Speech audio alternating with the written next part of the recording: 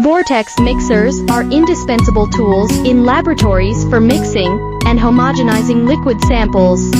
Proper usage and adherence to safety guidelines are crucial for achieving optimal results and ensuring safe operation.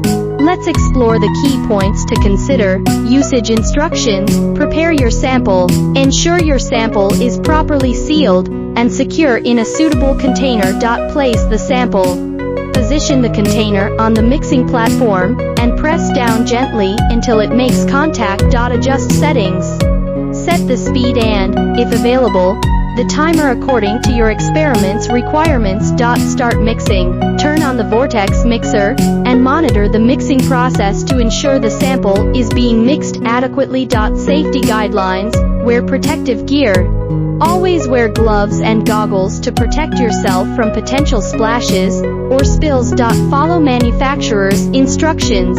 Consult the user manual for specific guidelines and recommended operating procedures. Avoid overloading. Do not exceed the maximum load capacity of the Vortex mixer to prevent damage or accidents. Monitor temperature-sensitive samples.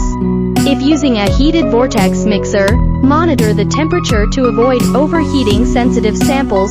Clean regularly.